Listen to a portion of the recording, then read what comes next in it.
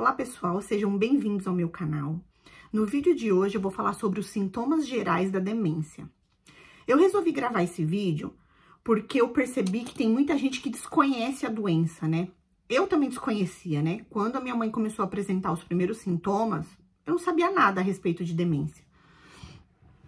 Então, eu comecei a pesquisar, comecei a aprender mais sobre a doença e durante todo o processo que eu passei com a minha mãe, né, eu pude aprender um pouco a respeito da doença. O primeiro sinal que a minha mãe apresentou, tá, gente, e que é geralmente falando aí sobre todos os tipos de demência, o primeiro sinal que a gente tem que observar, e geralmente esse sinal, como ele é um dos primeiros, às vezes a gente passa despercebido, sabe? A gente às vezes não considera que pode ser um sinal de demência. Por quê? Porque ele está relacionado à memória, né? Que é a perda gradual da memória. Então, o primeiro sintoma, que na minha opinião é o principal, é o sintoma principal, tá, gente? É a perda gradual da memória. Por que eu coloco ele como principal?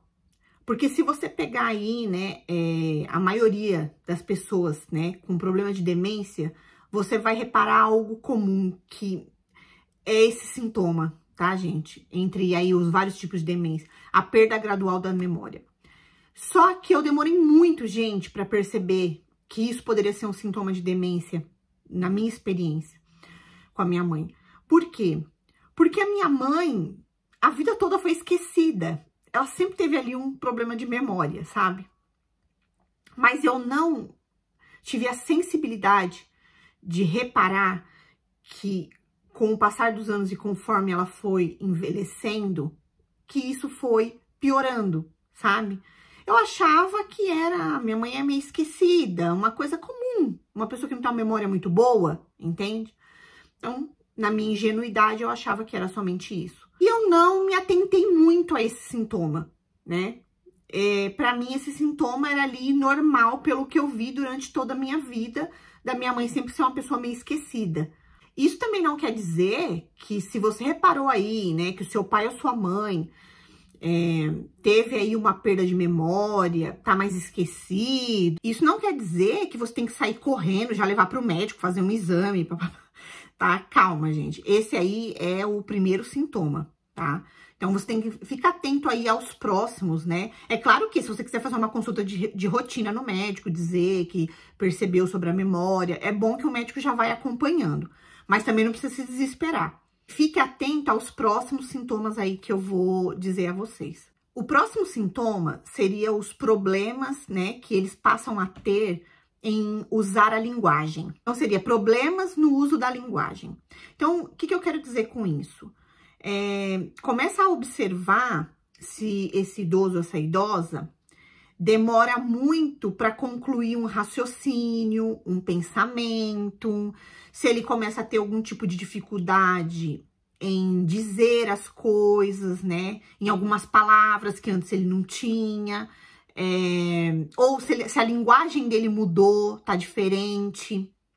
Começa a observar se ele tá tendo dificuldade em se comunicar, né?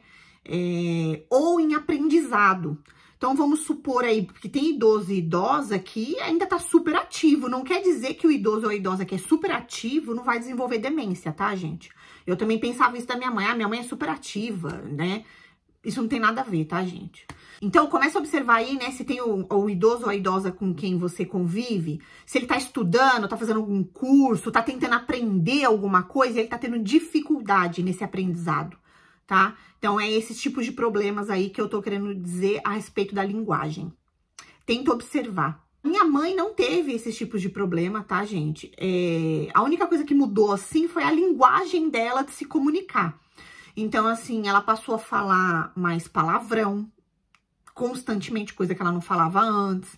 Então, mudou nesse sentido da minha mãe só. O terceiro sintoma a se observar é a mudança de comportamento, tá, gente? Então, começa a reparar se o idoso está tendo um comportamento diferente do que ele tinha habitualmente, né? O que eu tô querendo dizer com isso? Eu vou dizer aqui, dando um exemplo da minha experiência, da minha mãe, tá, gente? A minha mãe, ela tinha os momentos em que ela ficava nervosa, mas a minha mãe não era uma pessoa irritada, entende? Irritada, nervosa, não. Mas ela passou a ser ser uma pessoa totalmente irritada. Então, ela era muito difícil o dia que ela não estava irritada, ela estava sempre irritada. E muito dessa irritação que ela tinha era porque, às vezes, a gente não conseguia entender ela. Ela se sentia, assim, incompreendida, entende? Porque, por causa das coisas, assim, que ela começou a ver e ouvir. Minha mãe teve esse sintoma também, logo depois do primeiro sintoma que eu disse, que foi a perda gradual da memória. A minha mãe começou a ter uns sintomas de ver e ouvir coisas, tá, gente? Então, que não eram reais. Então, ela teve muita dificuldade de comunicação por causa disso. Né? Porque a gente falava pra ela que não era e ela ficava irritada dizendo que era. Porque pra ela aquilo era real. Quando pra gente, a gente sabia que não era.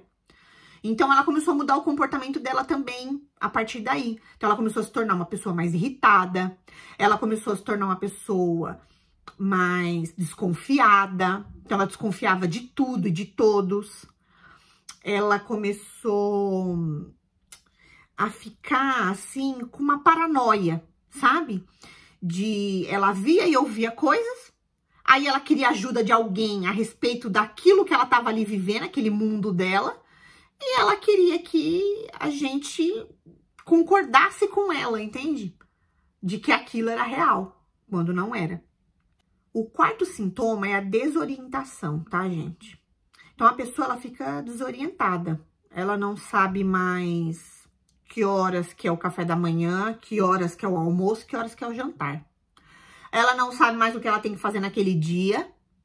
Ela fica totalmente desorientada, entende? Se ela te falou uma coisa de manhã, à tarde, ela já não lembra que ela combinou aquilo com você de manhã. Então, ela precisa de alguém ali para que possa orientar ela, entende? Para fazer aquilo que ela precisa fazer, porque senão ela não consegue fazer mais. Ela fica perdida. O quinto sintoma está relacionado aos problemas que o idoso ou a idosa encontra em fazer as tarefas diárias, de rotina, né? Habituais. Então, vamos dizer assim, vou dar o exemplo aqui da minha mãe, tá, gente? Ela acordava de manhã e eu falava, já tomou o café da manhã? E ela falava já, mas ela não tinha tomado café da manhã. Ela nem tinha feito nada. Entende, gente? Então, ela ficou assim, com dificuldade de fazer as coisas. Às vezes ela ia fazer o almoço, porque eu falava, e aí o almoço? Não vamos fazer o almoço? Aí ela ia fazer o almoço, só que eu tinha que ficar de olho nela, porque ela esquecia o fogo ligado, ela já deixou a comida queimar. Então, assim, ele tem dificuldade em fazer a rotina diária que ele estava acostumado a fazer, né? Que ele estava habituado a fazer. Então, ele, às vezes, não lembra de escovar os dentes, não lembra de cuidar da alimentação, não vai ter, sabe, esse senso de falar assim, não, eu tenho que comer isso porque isso é saudável. Minha mãe nem pensava mais nisso, ela nem lembrava mais disso. É como se ela até perdeu o apetite, ela nem lembrava que ela tinha que comer, entendeu? Então, ela começou a ficar, assim, bem perdida e eu tinha que ficar prestando atenção, porque era capaz dela passar o dia inteiro sem comer. Então, ela já não conseguia fazer comida, né? Ela já não conseguia sair sozinha, porque ela nem lembrava os compromissos que ela tinha marcado. Se eu falasse pra ela ontem que hoje ela tinha médico, ela não sabia, entendeu?